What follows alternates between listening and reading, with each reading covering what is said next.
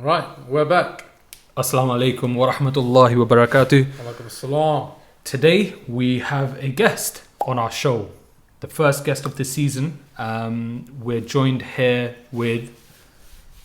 Emad Safarini. Tell us a little bit about yourself, bro.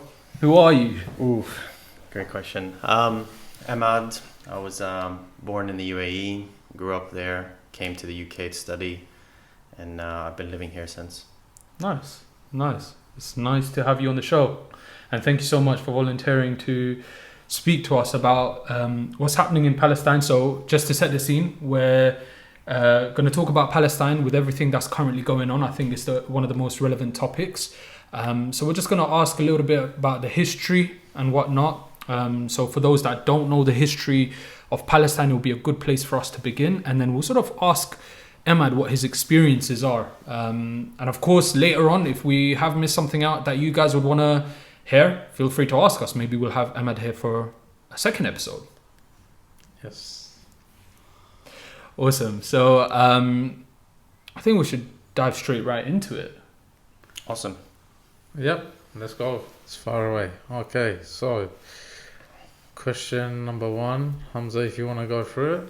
So I guess, as I said, it'll be very good for us to learn about the history of Palestine from a Palestinian himself. So why don't you talk us through the history and what's leading up to what's happening today?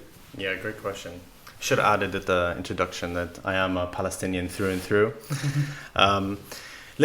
I think to summarize the point around the history of Palestine, we're talking about a state and a country and land. And I think it depends on how far back you want to go, but one way to look at it is 400 years ago, around then, that territory was ruled by the Ottoman Empire. Back then it was still called Palestine, and in 1918, that was when the British occupied Palestine. About 1922 is when the Balfour Declaration took place, which is a really important milestone in what is defined as Palestine. So tell us a little bit about the Balfour Declaration, because I think a lot of people don't actually know the role the British played in what is happening with Palestine today. So tell us a little bit about what that is. Yeah, it's an important event that took place. Actually, it's a letter that Balfour actually sent to Rothschild, and it was a promise that the land of Palestine will be a safe haven for the Jewish people. And mind you, obviously this was at the time where World War I had taken place, and it was seen as a homeland where the Jewish people can actually live in. And so it's almost like a promise to the Jewish people for a land. So would you say that the migration began then for Jews to go to Palestine? So maybe one point to mention then is from the land of Palestine has always had Jewish people. So for you to say that's when the Jewish people started to come into Palestine would probably be, I probably phrase it as there has always been Jewish people living alongside Christians, alongside Muslims in the land of Palestine. Mm-hmm. And that wasn't the catalyst that brought more Jewish people, or actually that wasn't the catalyst that brought the first Jewish people, but it was a trickle event from then specifically. And I think I can move on to 1948, which was probably the biggest of events that took place. It was a mandate that authorized the legal creation of the State of Israel, which was very much sponsored and produced off the back of the British handing over a percentage of the Palestinian land to the creation of the Israeli country. And what percentage was that? That's a good question. From memory, I think we're talking about maybe 56 towards Israel. And I think the UN had a big part to play within that as well. I think UN was 2 years old when this all happened. I think in 1948, right? The mandate when that happened. Yes, exactly. So and the UN was sort of going to keep the peace between the two-state solution that they had offered then. Am I right? That was the original agreement, where there'd be a two-state solution, one split between Israel and Palestine, designed by what was formerly known as the UN. It had a different name, and it wanted this agreement. Yeah, exactly. So how did... So obviously there was a certain percentage that was going to be not given, but like to accommodate Jewish faith, or give the state of Israel a recognition, right? Mm-hmm. Was their part of the agreement upheld with, or not? Or why did they start, I say, creeping into the Palestinian lands? So that's maybe fast forwarding from 1948, where it was established, and of course that's when the Nakba took place, which displaced 750,000 of people from their homeland as a This result. was in 1948. Yeah, correct. Well, leading up to 1948, it wasn't all in a month or a day. It was over the course of a period of time. Let's maybe say the entire year of 48. Obviously, off the back of the World War II, 39 to 45, you had the Nazis. A majority of the Jewish people lived in Eastern Europe, countries like Ukraine, Poland, some in Russia, Germany, etc. And obviously, that's when the Nazis murdered and killed a lot of the Jewish people. Statistically, I think it was 2 out of 3 Jewish people were murdered off the back of the Nazi regime. And so in 48, 3 years after the war, that is when the migration took place. It was advertised across Europe, including America, that this was a barren land, a land of the people, the Jewish people specifically, and off the back of these advertisements and the Balfour Declaration, as well as what was agreed upon by the UK to provide and give the Palestinian land to the creation of the Israeli state, is how the Nakba took place, which is obviously an awful... There seems like a regular theme that keeps coming up. You've mentioned UK a few times. Why does UK have the right to distribute out Palestinian lands? Yeah, good question. So why does the UK have the right to split up India, Bangladesh, Pakistan, and other Asian countries? What right did it have to split up Lebanon, Jordan, Syria, and Palestine into 4 separate states? This is all, I think, the divide and conquer at least system that they have designed to control these certain areas, as it had the British Empire, and to control such a large and vast system, it had to divide into different areas. And then correct me if I'm wrong on this, and I do have to read up on it, but it was at one point given to the creation of the state was through a Zionist movement, which we can talk about later, but it was for the sake of war. Off the back of World War II, you can imagine what the UK had gone through, and the Rothschild family was extremely wealthy, and off the back of the country and state needing funds, this was one of the agreements that. So why did Rothschild care? It was part of he was a Zionist, so he had interests in making a Jewish state. So you've said Zionist a few times as well. What is the difference between the people of the Jewish faith and Zionists? Wow, okay.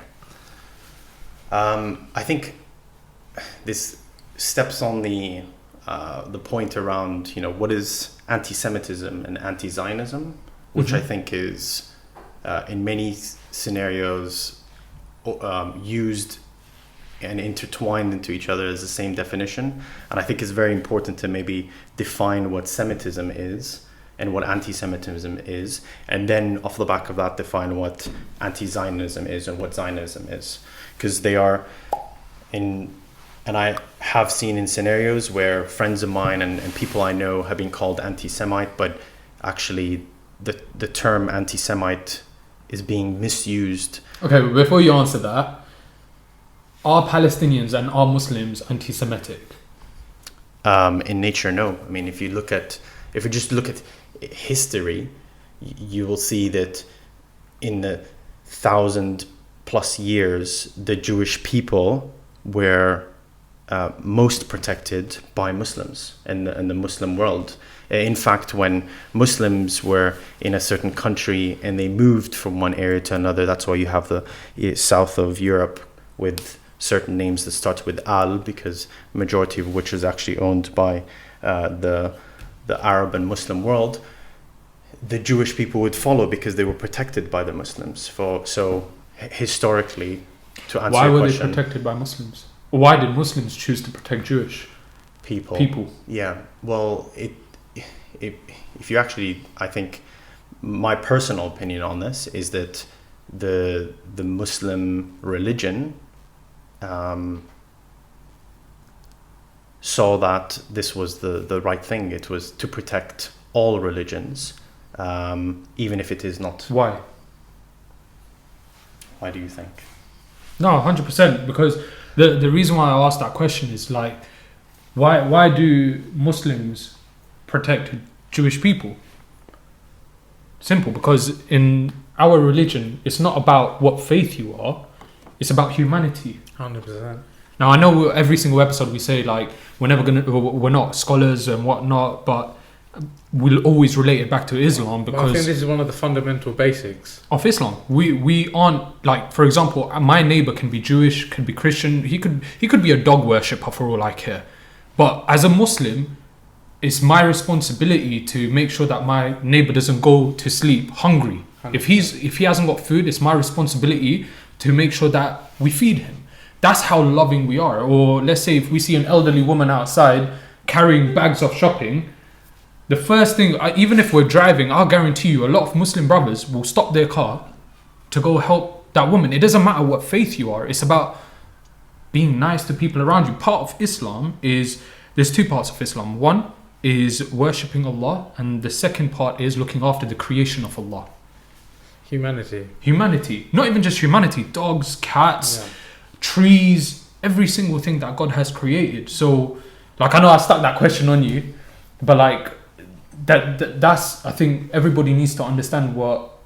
Yeah, 100%. And there's one thing I want to add on to that as well, going from what you were saying as well, is like, there's certain, is it criteria or anything like that, but it's just one example that I thought of as well, is like, even if there was to be a war as well, like, if Muslims with other faith or whatever not, but we have rules and regulations as well with that as well. Like, you cannot even like damage any plants, buildings, anything like that, the women, the children. Like, there's very specific laws and everything that we just got to stay strict to as well. But there's a wisdom and there's a hikmah behind everything as well. So that's that. What's going on here? So, what? I guess when the Nakba happened and the 1948 everything happened. Yeah, maybe finishing up on that. There is one very important event that actually has impacted me personally and my family. Was after 1948 and the Nakba that took place. Another monumental time and date is the 1967, and that is when Israel had gone from the two-state solution that the UN previously named UN resolution to occupying both the West Bank and as well as Gaza. And that is when they had total control of what was called Palestine. So as of today, and this still stands, Israel has total control over the West Bank, total control over Gaza, and of course, what is in between. When you say control, what does that mean? You name it.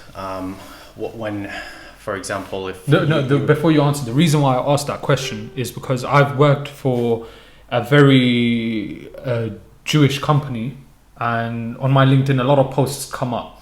and they talk about Hamas controlling what goes in and out of Palestine, or Yeah. Gaza and all the other areas. So now you saying that, and don't get me wrong, that angers me as hell every single time I've seen that person or anyone that has posted about how Hamas is like controlling everything, when in reality we know what's happening. I unfollow that person. But anyway, back to the question, where what does Israel have control over? Yeah, so there isn't actually what some of the people have said to you is not totally incorrect. So Okay. Hamas does have a governing body in Gaza, and it is the elected government of Gaza. However, what you said is also correct around what comes in and out of Gaza itself. Mind you, if you look at the map and you look at the geography of where Gaza sits, from the north and the east of Gaza, you are surrounded by Israel, which is where there's massive walls that physically imprison the people, the 2.2 million that are living there. And then from the very south of Gaza, which is just one slit, you have Egypt, also bordering the walls of Gaza. And then from the west, you have the sea. And even then, even though there's no wall, you have full access to the sea. The Palestinian people are very carefully told that, or the people of Gaza are told very carefully that there's a small slit, a very tiny amount of the beach that they can cross over, because past that point, they will be shot. And even within the allowed amount of sea that they can fish in and use for just basics, and I'm not talking about, building a port where they can import things and items which is necessary, like for example medical care, food, water, whatever. I'm just talking about basic wooden boats to fish from for food. Even within the Israeli allocated slit of sea, which doesn't go past a certain point, you will still be shot just for on occasion. Why the hostility? Why the hostility? Another thing that you mentioned, and I think I'll ask both questions at the same time, is you mentioned the wall. And it reminds me of, like World War II, the wall was created, the Berlin Wall and all of that kind of stuff. And the Holocaust happened. All of these like tragic events that had happened to Jewish people back then. How, I don't even know how to ask the question. It's like, how can you see that being to an extent replicated? I feel like it's being replicated. It's being repeated, but on the Palestinian people. Yeah. So the question is why? Question is why. I wish I knew the answer to that question, because if I did, then I'd be able to solve it or address it in a way where I could overcome the challenge that is deeply enrooted.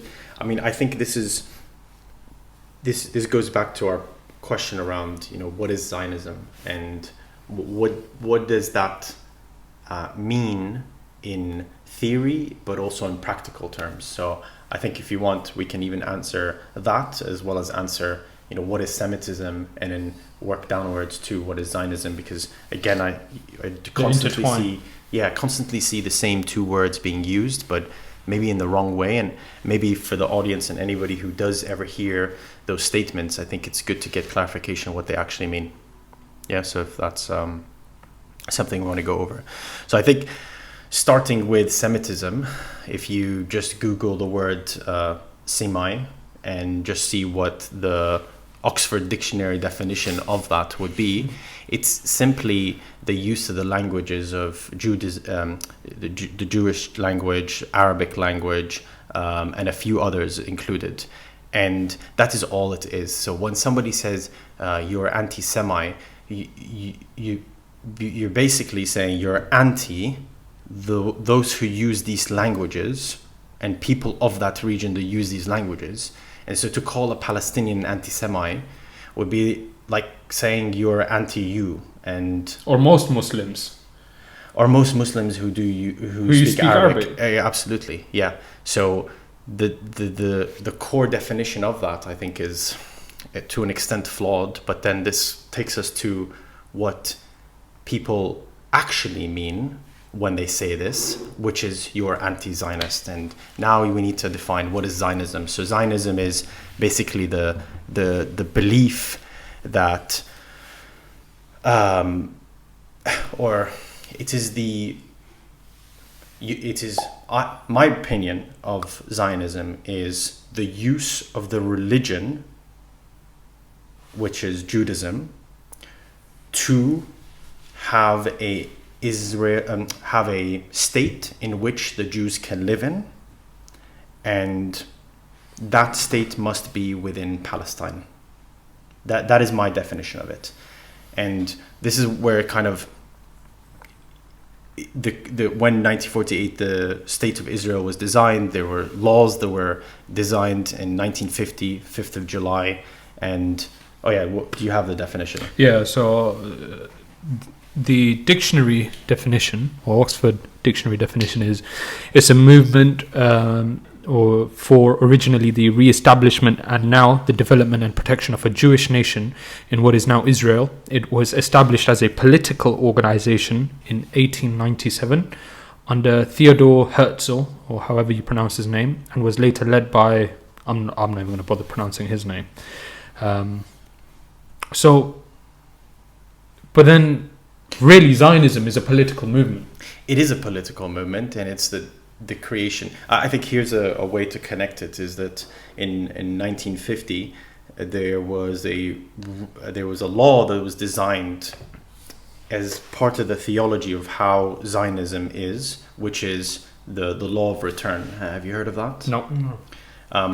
It simply states, and maybe we can quickly Google it and just get the correct definition. So was it the law of return? But essentially, if I were to summarize my definition of it is, it gives Jews, and there's a definition of what, who is a Jew and who isn't, and I think it's like based on if you have one grandparent who is of heritage Jewish, the right to reallocate to Israel and become a full citizen. And the craziest thing is that a Palestinian doesn't have his own citizenship, whereas somebody that has never lived in Israel, let's say, for example, they become 80 years old and they lived in America their whole life and they decide, well, I'm Jewish. Yeah. I can go to Israel. They're allowed to, they get the citizenship straight away. That is a bit of hypocrisy there, right? So majority of these people come from, and there's a large population of Jewish people in America, I think about 6 million, about another 6 million actually live in what is Palestine, and majority of whom came from countries like Poland, Ukraine, Russia, off the back of World War II, Germany, and other parts of Europe, and using the law of return. And so going back to the definition of Zionism, it is this ideology that has produced this state, and this ideology, I want to point out, is a innately racist ideology, right? Because you are saying that if you are Jewish, come today, I'll give you citizenship, and I don't care if your last 3 generations have lived elsewhere, but I can displace an existing Palestinian that has lived here with his last 3 generations and many, many hundreds more of generations that have lived in that house. And you are now allowed, Mr. X from Poland, to live in this house. And that is the law of return. So and why? Because if you don't mind me finishing, just on the definition of anti-Zionism, which is why I think it shouldn't be used in the same way as anti-Semitism. And that's the conclusion on that of, is there a difference between anti-Zionism and anti-Semitism? Without a doubt there is.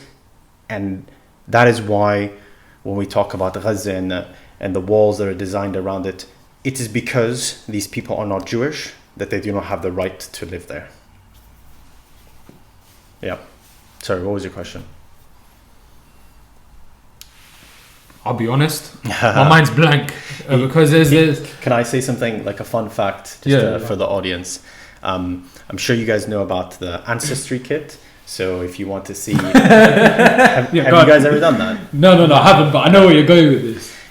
It's actually, you're not allowed in Israel to take this test, because if you do take that test, you're very much find that your ancestry comes from X, Y, and Z, none of which, or some, do not get me wrong, there are still Jewish people that live in Israel today that have had ancestors living in there, because before 200 years back, there still were Jewish people living side by side. And that ancestry test you wouldn't be able to take in Israel. That's insane. Yeah. It's a weird scenario to be in. Okay, moving on to the next question. Yeah. So please tell us how about your family migrated from Palestine. All right. So actually ties in quite well with the question you guys asked about the history. So you said, what took place from 1948 and 67. And maybe if I were to break that question into two parts, because I have my dad's side of the family and I also have my mom's side of the family. And actually it was two separate events that took place. How do put it into perspective, like tell us how old your parents were so that we can understand, like it's a little bit more relatable. Sure. So my mom hadn't been born at the time, but my dad was around 11. So maybe starting with my dad's side, you understand. So we talked about 48 and then 1967 and 67 was when actually my mom's parents left, but my dad's parents left in 1970. So 3 years after that. 1970. Yes. Okay. So after and your mom's side 67. 67. And that was because there was constant, militia groups that terrorized and went around. And where did they stay? After they left or before? Before, but when they were both in the West Bank in Tulkarem, a small city. Okay. Yeah. So maybe talking about my dad's side first. Interesting event. What Israel had done was they actually selected 6 key individuals who they thought were extremely influential, and they thought if we need them to leave, because if they continue to remain in Palestine, they are people who could start a movement, and that is considered a threat to the state of Israel. So I'll give you examples of types of people that I'm talking about. One was the head of the Red Crescent. So he was responsible for actually funny I mentioned this. He was responsible for hospitals in specifically Gaza and the West Bank. So he's the founder of Shefa Hospital, which as of today, which is the 12th of October, 2023, this is the hospital that is currently being surrounded by Israel today, not allowing people out or in, with tanks surrounding it today. So he was one of the founders of that. And another person was the person trying to finance at the PLO. Another person was my grandfather, who was at the time a lawyer and a figure within the city of Tulkarem. And it's funny that actually my partner's grandfather was invited to speak at University of Tel Aviv to provide the Palestinian view of what is taking place in the West Bank. And he had actually asked my partner's grandfather had asked my grandfather to actually go in his place to have that talk. And so he did. He had that conversation. It was published everywhere.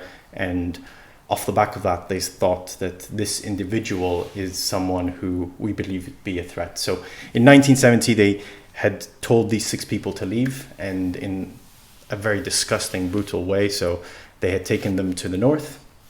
They had raided their houses at night. They took these people. When you say they, you mean your parents and grandparents' house? Yes, of course. Yeah. No, they, as in Israel, raided my grandfather's house. Yeah. Took him only, not his family, just him, along with the other 6 people that were chosen as threats to the state of Israel. Drove them up to the north towards Lebanon, and then told them to walk straight towards the Lebanese border. The issue with walking straight at night was this was a piece of land that had mines everywhere. And so they took it in turns to walk in a straight line, one behind the other, following the same footpath, so that if one were to blow up, the others would know where that is, and obviously not all die. Anyway, they went to Lebanon. Then from Lebanon, he went to Kuwait. In Kuwait, he went to the UAE and served under the Sheikh of Ras Al Khaimah as his legal advisor. And as well as that, he was the head of, I have it here. The legal advisor of the ruler Ras Al Khaimah and the head of the civil courts / judge. Which is where he spent the rest of his life. Allahu Barak. So in the end, alhamdulillah, it worked out good for your dad, but we also appreciate that a lot of people aren't that fortunate enough. So do you have any relatives or people that were affected by this in a... I'm not saying it wasn't you guys weren't affected in a worse way, but it could have been a lot worse. 1,000,000,000 times worse, yeah, of course. What about your relatives? Because obviously that's your grandparents, your dad. Do you have any relatives that are currently still there, or do you know any that migrated after, and how that was? Yeah, so maybe as an example, from my mom's side, they were definitely affected. There were people in their village that were killed by these militia groups, and so they had no choice but to, in 1967, hop into a car. And this was when my aunt, who was my mother's sister, older sister, had just been born, so she was a month and a half old baby, and they had to put her in a car. And this was at the same time, airstrikes were taking place where they had to drive in obscure roads to get to basically Jordan. And since then, her parents, my mother's parents' side, has lived in Jordan since. So to answer your question around, do I know anybody that's been affected? Yes, we still have family there. Are you still in contact with them? Of course. I visit Palestine, and there are people that I know that are still living in Gaza who just last week had their house demolished. Statistically speaking, it's not an anomaly that this individual has had their house demolished. 40% of all buildings have, as of the 12th of October, have been demolished in Gaza. And we're talking about a population of 2.2 million people. So if I were to just equate that statistically, you're talking about 40% of 2 million people, or 2.2 million people, which is 800,000+ individuals are homeless now.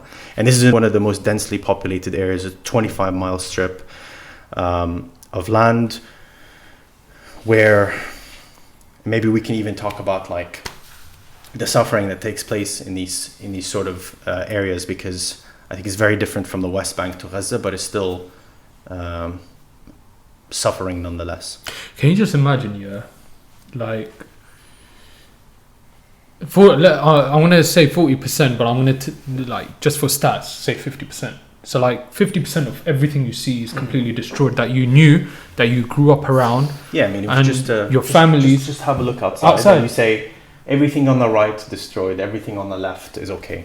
Everything on the right, and that's hospitals, schools. Oh my goodness. Oh. It kind of leaves you speechless, doesn't it, sometimes? It's just... Well, I would say the opposite of speechless. I'd say it leaves me with a lot to say. Yeah. What would you say? We want to ceasefire. When I see politicians who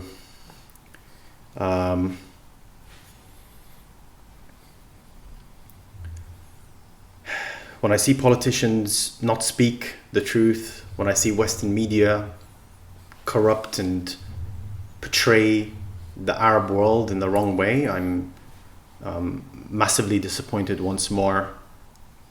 Well, actually, disappointed is the wrong word because I never expected something to begin with, but I'm constantly reminded of the... When you say animosity. betrayed, would you tell us about this betrayal? Because like, not everyone knows about the ins and outs. You know, a lot of people, they just see what is on BBC News and they see what is on like TikTok and whatnot, but they don't actually know what the betrayal is. Yeah.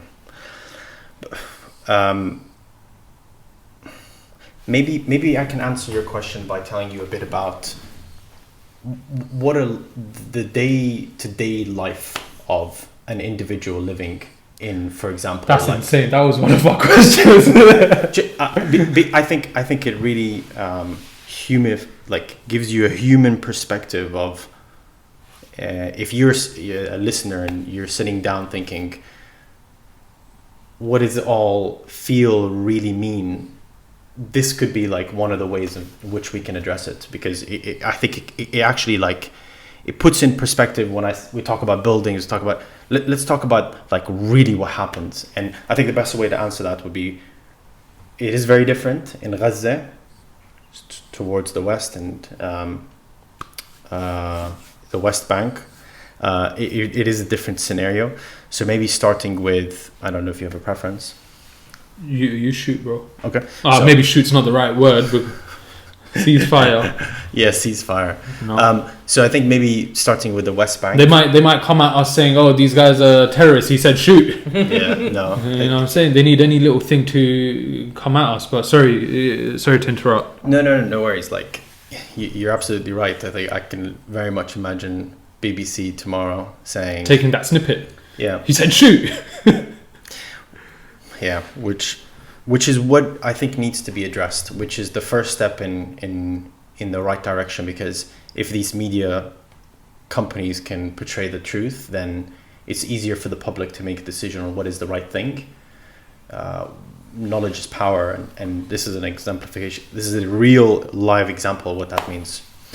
So yeah, maybe talk about the West Bank a tiny bit. Before you do, Go ahead. because you said the media portraying the truth, I've got a lot to say about that. Because I've worked in media for... When did we stop working together? 2017? Yeah. So since 2017 and it's 2023. So for the last 5 years, I've been working in different, not media companies, but I've been working very closely with media companies. And the one thing that I have seen is that the whole media industry, and I'm not just talking about TVs, I'm not talking about just radios, I'm talking about it is embedded in the whole roots of the media system. Like every single ad that is put out there, every single content that is created out there is vetted, created and published by an Israeli company or Israeli backed or owned company. And for that reason only, the truth will never come out. The truth will never be published. It'll only ever be published in light of the favor of Israel. It will always show that Palestine is doing the wrong. Maybe let me flip it around, because I personally don't think it's owned by Israel, but I think human nature is quite simple. You know, most actions, and we teach this in basic consulting, is that most actions are decided by one of two primal feelings, which is fear or greed. So if we just use that basic, the knowledge of this basic parameters of how humans behave, of course there are other primal feelings, but these are very strong ones. The news and the media, is there any other reason, do you think, why they stand with and protect Israel? I'll be very honest, it's money. How? Because Jewish or Zionists, people of the faith of Zionism, they own or they literally control the money. That's the route that I'm taking. Is there a route that you Yeah. Okay. I'll Because give let's it a say, for crack. example, like, every consumer product that you can Yeah. potentially go to buy is owned by a Zionist company. I think they're owned by like BlackRock and big organizations that end up owning a lot of the shares of certain companies. So, for example, BlackRock owns X percentage of Apple, and as a result, they get to dictate what Apple does for Exactly. the majority of. Yeah, so I agree with that. I think where Western media specifically choose what ideology to follow is from the owners of the media agencies, and what their ideology is typically trickles down to what needs to be done on a man-to-man front, and on where their ideology comes from is what their friends and people who influence them get to say to them, right? My way of answering my own question is by saying that Israel is important. The creation, Biden said this, the creation of Israel would exist even without Israel. Like it is needed. The West, Europe, America needs a station in the Middle East that is for them. Does that make sense? There must be a hub of which they can Like control. a base in the Middle East. A base in the Middle East. And so it wouldn't be any one of the Arab countries. It would have to be one that they fund and have direct ties with. And therefore, it is mandatory, especially where the country is located and the shipping routes that come along with that. It is mandatory for there to be support for that. So what I think the media chooses to stand by these people is because the US stands and backs this country, and the US backs this country for its own benefits.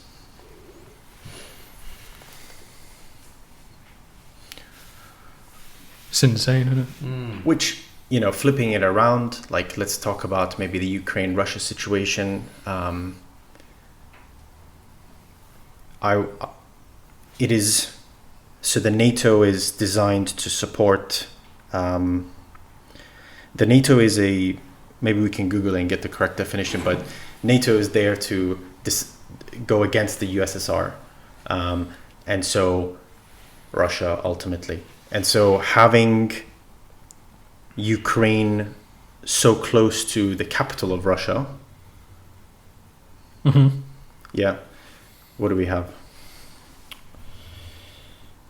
Not a lot. So essentially, it exists to protect the people and territory of its members, so Europe and North America. Okay, yeah, against the it doesn't say who, okay. But So, USSR. So it is in every benefit for the US to push Ukraine to sign up and become part of NATO, because then it has the ability to put nuclear weapons so close to the Russian capital. That's a summary of what was the catalyst that brought about the war. And I'm no way justifying any murders from either side, but I think we have to understand the politics that took place prior to that situation, which led to that outcome. And when the media portrays these events, it will likely portray it in support of the US and its allies. And in that scenario, it would be against Russia. And that's, expected. And that's what we see So today. really, to be able to control pretty much everything, it seems like the sacrificial lambs are always Muslims. I wouldn't say it's the Muslims, because Russians are not Muslims, and the way media portrays. Here's like the prime example. What I mean by media portraying the making you think the way they want to think, and it's when 400 Palestinians get murdered by Israeli carpet bombing. It is in the BBC said 400 Palestinians found dead, just found, And then when Israeli citizens are murdered, then it's Blown out of proportion. 40 Israeli citizens killed by terrorist group XYZ, which, yeah, I think defines it in the way. I know we went off the back of... Yeah, go ahead. Okay, so another question to you will be, what are your views on how the Muslim countries are dealing with this situation? Because we already kind of know what the West are doing. We've kind of spoken through it throughout today. I think I can't add more to the fact that a lot of the Muslim countries are their leaders' interests are in their own country, and therefore by supporting Palestine they are going against the United States, and it's in their benefit to not do that. And if they do that, then they ultimately put themselves in a fragile, broken relationship with the US, which impacts their country. And so for selfish reasons, I believe a lot of the Muslim countries are, I mean, I can give you examples, but not to pick and name and shame certain countries, but Egypt gets a total of 2.5 billion in goods a yearly basis to from the US's support. And I'm not talking about the Egyptian people. If anything, I think I've seen one of the most amounts of support from the actual people of Egypt. But I'm talking about the state and the government receive that much on a yearly basis. And, is it crazy to assume that this is in exchange for the blockage of the south of Gaza? I can't confirm in concrete whether that's false or true, but if I was to just use basic logic, I could lead to that assumption. Right?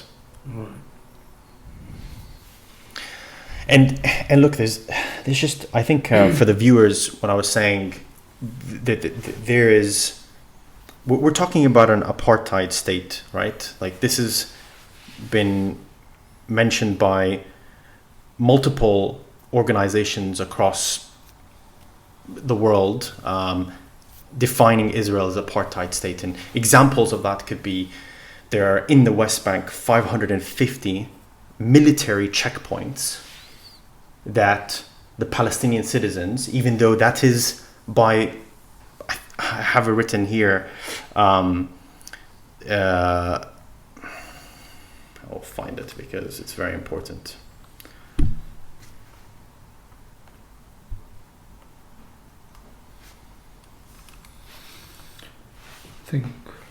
So resolutions created by the United Nations, and I give you the exact numbers here. It's 242 and 338, which calls for... Well, what is this? Two countries. It's a...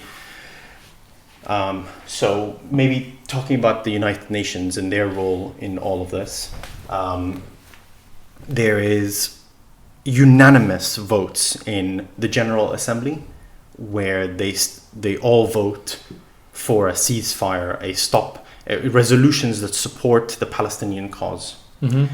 And then there's a part of the UN as well. There's the Security Council, and that is made up of, I think it's 15 maybe countries, and 5 of which are countries that just don't change within this within the Security Council. They are countries like the US, the UK, and a few others. I think we'll have to check. But these are unwavering, and they get the right to veto. And it is only the Security Council, Security Council, that have the power to implement actual action from the United Nations. And we've seen it happen already when we asked for a ceasefire, that it was vetoed by the US to continue the war. And these are, when I talked about the resolutions, specifically 242 and 338 calls for 2 countries side by side, no one enforcing this. It's never been implemented. This is why the illegal settlements in the West Bank are completely illegal. in the occupied part of the West Bank. And so talking about the 550 checkpoints, these are actual military checkpoints on roads that, by the way, the Palestinians are not allowed to use the same roads as the Israeli settlers in these illegal occupied keyword settlers. Exactly. And this is just one of hundreds of examples where the settlers are armed. There's been a lot of videos of settlers just being handed arms, and about 20,000 in the last couple of weeks. Exactly. There you go. So imagine, what, 20,000 arms or 20,000 people? Weapons. Either way, so let's say 20,000 people with 20,000 arms, just going around, coming to your house, bullying you, scaring there's you, about pointing guns. 750,000 people within the settlements of West Bank that legally should not be there based on these resolutions that the United States but they've never been upheld with. And Israel continues to get I remember the PLO government, I can't remember the person's name, he met with the Prime Minister then as well with the US to agree like a two-state solution back then. But again, that's not been withheld again. Like every few years, Israel pushes its boundaries to what it's allowed to do, and they do it little by little. And I think now there's not much left of Palestine, and that's why now it's like Gaza and West Bank and a few little areas are left where there's Palestinians, and now they're being told, well, goodbye, take care. You can't go north, you can't go south, or you can't go to the sea. Where are you gonna go? Yeah. You're absolutely right. Not only do they control that, but they control the electricity, the water that is supplied to everybody in the West Bank and Gaza, which at the moment, by the way, has been fully cut off in terms of water and electricity. The statistic that I saw that shows that the settlers in the West Bank use 10 times more water than the average Palestinian. Oh my God, we spoke about this on our other episode where there was a video of an Israeli person opening his tap and just videoing it and saying just like, have a look. But we've got a few questions that we want to ask that I know you're going to cover. Sure. But I think just to like set the scene, no, you go ahead. Okay, so I think go straight with that one.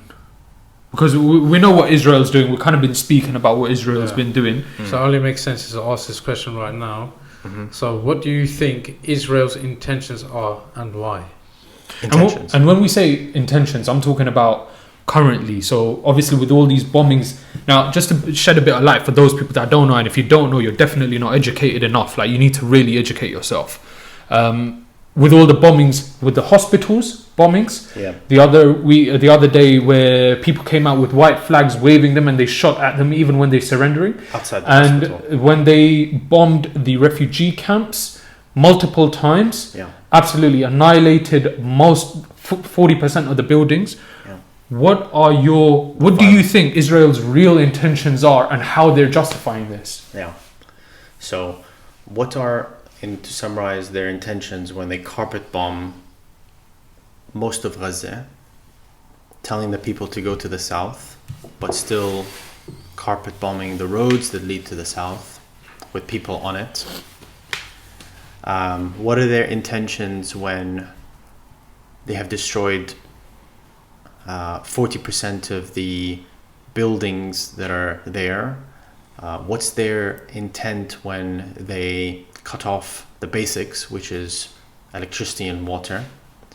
I think it's a question that, answers itself.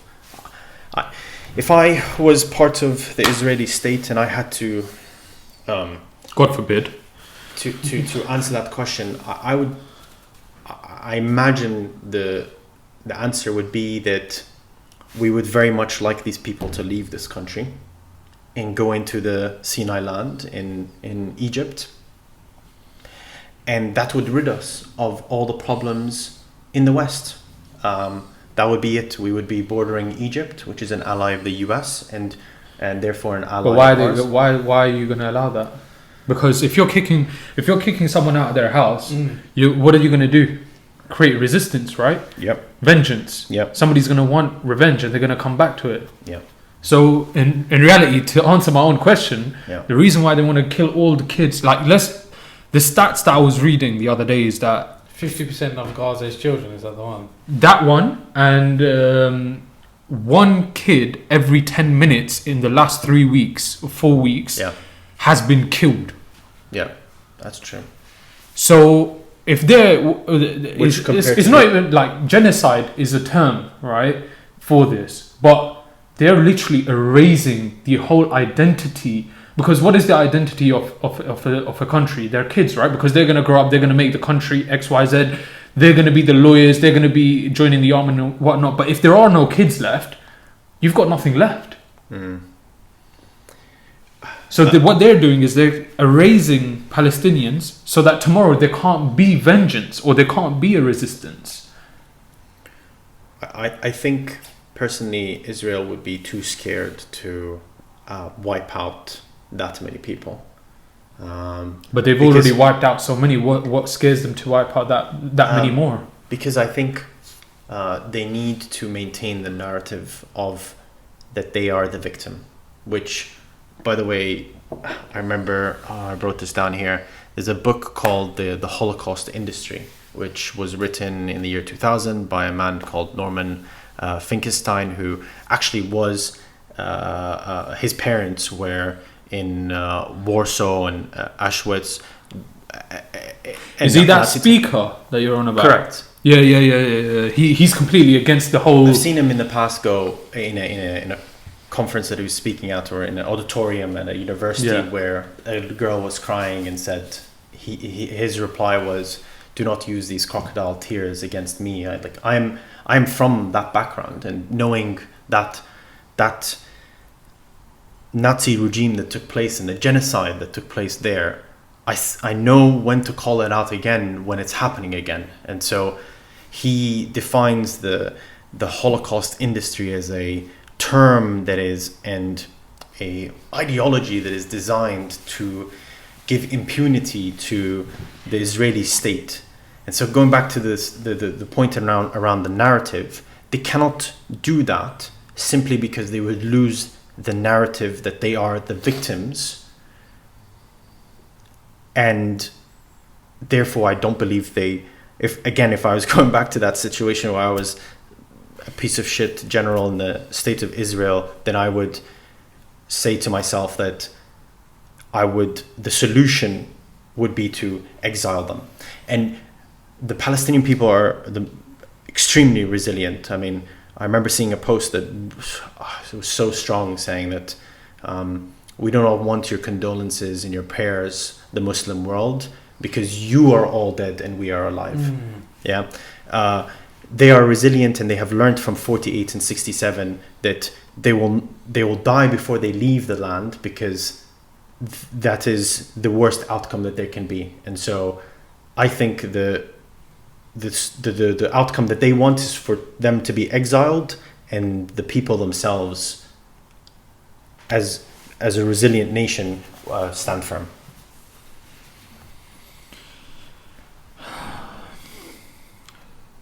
Is there a lighter question you have? I think it's good to get deeper and deeper, bro. I'll be super honest. It's a heavy hitting topic.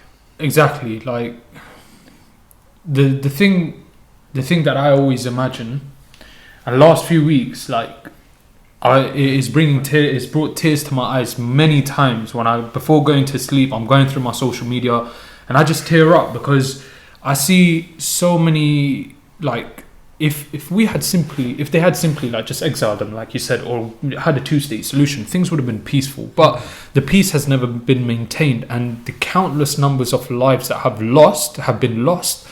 It's just insane. I just always think to myself, like, okay, I could have easily been in that situation. It doesn't matter whether I'm Muslim, black, brown, white, Chinese, it doesn't matter who the hell I am. At the end of the day, if my family is going through that kind of hardship where, like, my, I don't know, parents or my family or whatever is in danger or is left alone, or my 2-year-old or whatever is without a father or a child, without me or whatnot, it just breaks me down at night. It's like, how can you you can't justify it. And my question, it's not even a question, it's a point of discussion really, where it's like the state of Israel said that 40 kids were beheaded, XYZ, and then 10 million people saw that post and created that viral, and then later on they decided to retract that post, and apparently only one child was found dead or whatnot, and even that is not clarified as to how that happened or what who it was, what actually happened. So they created false news to essentially justify, or how can they justify the killing of over 5,000 children in the last 4 weeks? How can you justify one child's death? Forget justifying one Israeli child's death and then justifying 5,000 children's death from a Palestinian side. You can't justify death at all. No, you can't. You can't. That's just like just saying, for example, if you've just seen one so-called terrorist in or let's just say Big Ben or something like that, or let's just say the London Eye, you're not going to blow up the whole of the London Eye, are you? Is he going to be killing off innocent civilians? So it just comes to show, it's just like, really and truly, you don't really care about the people of Palestine. I don't see anything else, to be honest. It's just like Muslims themselves, they're not humans themselves, or what? That's what it just feels like to me. Like, no, but Muslims, there's Palestinians. They what it seems like is that the world standard has they have forgotten that Palestinians are essentially humans. It doesn't matter what you are. Well, that's also part of the way media has portrayed it, right? Yeah, that's it. Even in high-ranking officials within the state of Israel have defined and have constantly drilled the message that these people in Gaza are animals, savages, inhuman people, completely dehumanizing, like you said, a daughter of a family of 4, or you saw that post of that girl crying, saying, "I know my mother's hair. That's my mother's hair. I can tell she's my mother." And the person was like, "That's not your mother." And she just sat there crying. Bro, that made me break down. And I was like, look at this poor girl. I wish I could go hug her. That 3-month-old girl that was in the ambulance with the medic, and the medic is just holding her and he's breaking down. Like, that kills me. It honestly, I'm not even a Palestinian. It affects me. Yeah, of course. You don't need to be. You don't need to be. Yeah, human. So, honestly, for all those people out there that genuinely don't know and don't understand what is going on, you need to go and learn about the history. And that's the reason why we had this podcast, so that or this episode today, so that we can sort of talk through this and educate you guys. Obviously, this is 400-year-old history. We can't educate you within an hour. But what we can do is give you those snippets to hopefully entice you to say, you know what, I want to know the whole full picture. Ask you more questions. Ask questions. So, but saying that, I wanna pivot a little bit because I'm very respectful of time as well. Okay. What are your views on Hamas? Because we've spoken about our views on Israel. What are your views on Hamas? Where is your stance on this? Yeah. So I think maybe let's define, what they are, contrary to the definition you see in the news. I would define them as a resistance movement. Like I said originally, when we said, what is Hamas to Gaza? They won elections in Gaza. They set up a government, and they basically run the area within a besieged wall, as well as neighboring country and sea by Israel and in Egypt. It's gained, to define them, it's gained wide support across the people of Gaza because they represent freedom from occupation. And that's essentially what they are. So what are their intentions? So you've said that that's what they stand for, but obviously the Israeli government has painted them as a group of terrorists. Because what you've said is very different, because I want to outline that And I just want to break down. He said that there is a resistance group that is essentially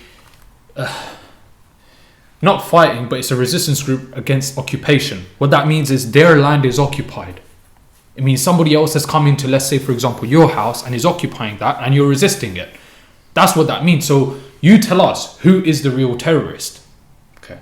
Maybe I can give you an analogy that happened in South Africa, because much like the way the WHO has defined Israel an apartheid state, we also have used the word apartheid, very commonly heard in South Africa, right? And Ireland, yes. Yes. So the ANC, I think it stands for African National Congress, was considered a terrorist group. And Mandela, having been one of the people who founded this and part of the movement, they were a resistance group that also asked for equal rights for black people in South Africa as the white had. And the solution was that they wanted a 1 vote per human in the state that they live in. And basic right. Basic right. Absolutely.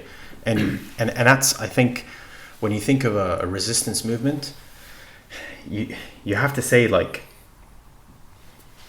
you will never hear that the Palestinian army attacked the occupied Israel.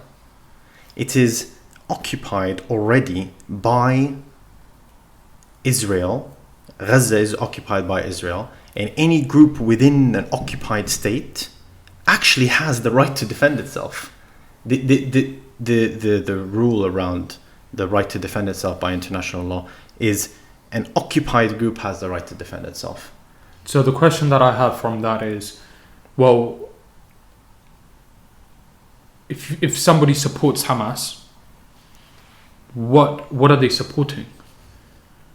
Because I don't want to ask you outright, but like, do you support Hamas? But what I want to understand is, if someone supports Hamas, are they right to support Hamas, or where do they stand? Yeah, so I think maybe the way to answer that is, what do we want as an outcome? Yeah, what does the state of Israel want? What do the Palestinian people really want as an outcome? I think leave that question, because we've got that question for you, and I want to keep that. If you can hold on to that thought, I want to end the podcast on that, because it's like, what is the perfect resolution? What's the final? What's the final thing? So yeah. I guess before we do that, we've got 2 questions that we want to really get down to. Sure. Do you want to? No, go on. Shoot away. So, what are your views on the stance that the UN has taken thus far?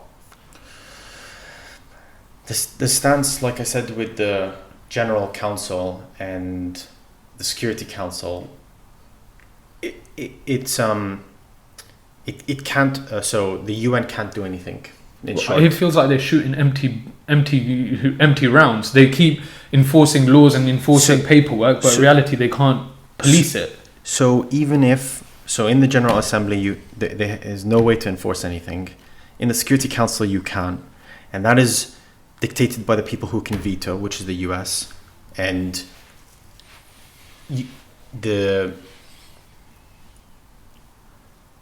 even when, and I'm trying to remember when it was, even when Article the 2 I mentioned earlier were agreed to, which was a 2-state solution, if Israel is constantly given impunity, even when resolutions are designed and agreed upon and not even vetoed, agreed upon by all the nations in the Security Council, then even then, there's no way of regulating these rules, which is why we have the illegal settlements today in the West Bank, which we know there's just no manpower out there to be able to regulate them.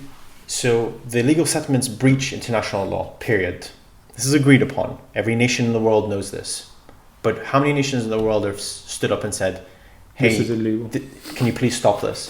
Because it's not a... by the way, I'm laughing because of how ridiculous that is. So, and it's not a oh, we've built this and we'll stop now. It's a constant, every month, every year, an additional settlement, an additional settlement. And if you look at a map to see how the settlements are, maybe we can even show the viewers, you can just quickly Google it, see how the settlements have been placed around the West Bank. It is almost done where you are breaking the country apart into tiny pieces. So you can't get, there's some settlements that have been done so that a farmer with his land has been cut dead center between his house and his farm. So he can't even reach his farm as a result, or he'd have to go through the checkpoints to get there. Wow. So it is illegal as per international law by the resolutions made by the UN, and it can't be enforced by the UN or anybody for that matter. And it should be every country in the world upholding and making sure that Israel upholds these resolutions that have been agreed upon. So you've already mentioned one war crime, illegal settlements. Yeah. What other war crimes have been committed by Israel? The use of phosphorus, which if you Google, they'll say is not a war crime, but use of chemical weapons is. Confiscating land, like we said, there are over 7,000 currently, today, prisoners under Israel who have not been, are going without trial, have not, and even if they do end up going to trial for the quote-unquote things they have been jailed for, they go under military court, which is different to civil court, which is what if me and you did something, we would go to civil court, but this is military. And there's a horrendous statistic that shows that if you go to military court, it's a 98 or 99% possibility that you will end up doing time as a result of going to military court, which is not what they use for the civilians, but only for the occupied Palestinians. There are many more. There is. How does this make you all feel? How does all these war Everything crimes, that we've spoken about today, the children being killed, families being butchered, families being displaced, houses being broken, your land being taken, your family being exiled or told to leave the country, all of this that is happening, how does this make you feel? Because the closest thing we can get to is a Palestinian. I'm hopeful that the truth will come out one day, and much like the Germans who thought they were protecting the right thing at the time found out years later that what Hitler did was disgraceful and a genocide. I believe that in the future, people will look back and think we were on the wrong side of history. And I am upset at the current status quo, but I am hopeful that the truth will come out one day, and I was on the right side. I know we're tight on time, but because there's a lot of Muslim brothers and sisters that work in a corporate world, and corporate companies, they support Israel on this. Yeah.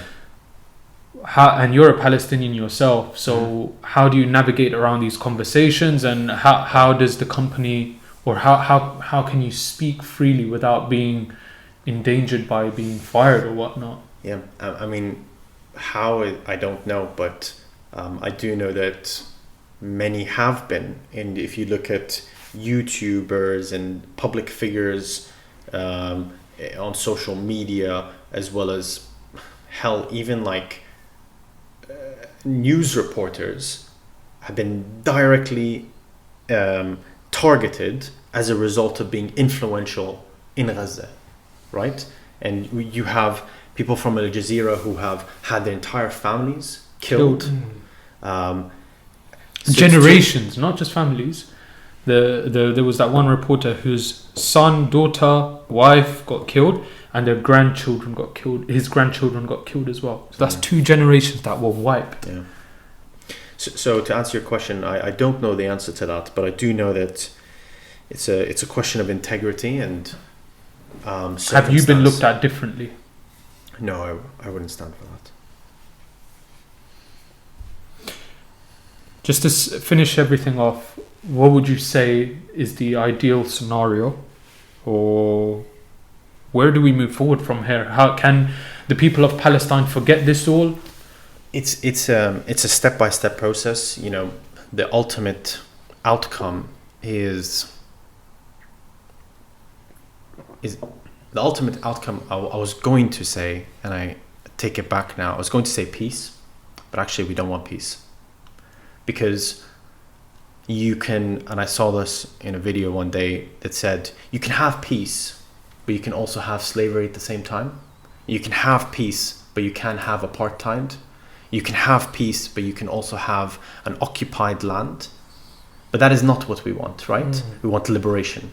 So to answer your question, what is it that I want? I want liberation for the Palestinian people and equal rights in that country and land.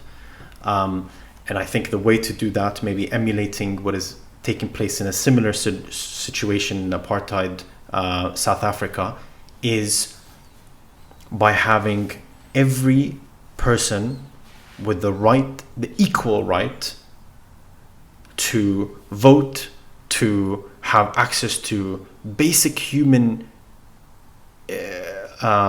amenities like electricity and water, etc.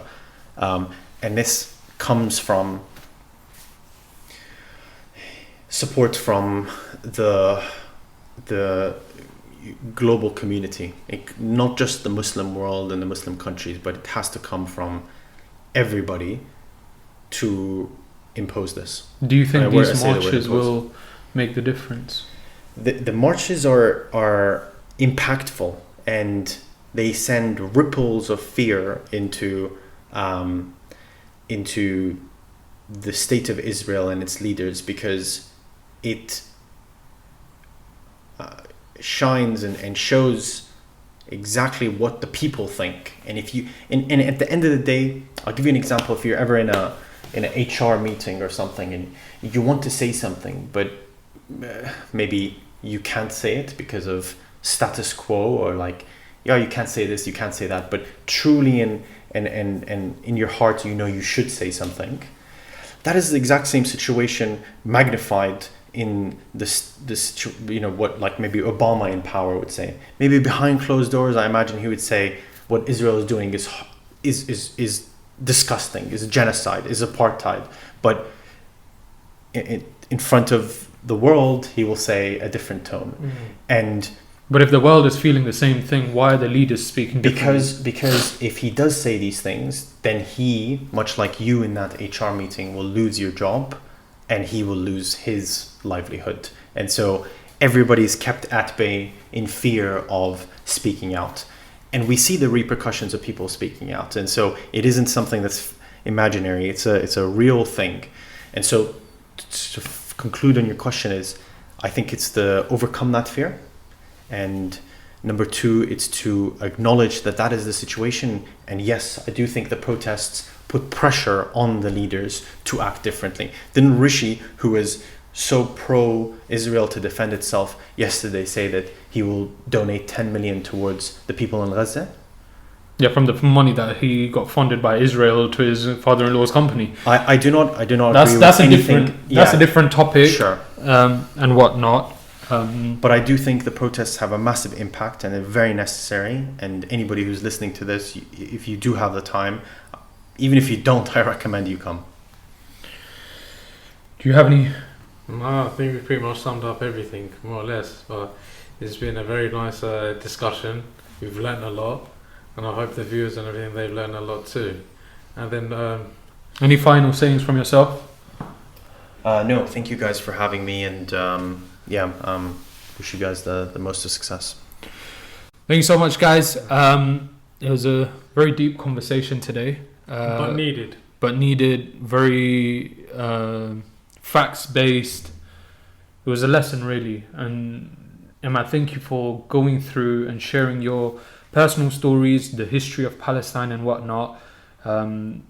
Hopefully you guys who are listening, maybe this will educate you, or if there's questions that you want us to ask Emad and want him back for another episode, let us know. Drop a comment, like and subscribe as well. And yeah, share this with your friends. It's a very important matter. And yeah, free Palestine. That's it, man. Thanks so much. Thank you.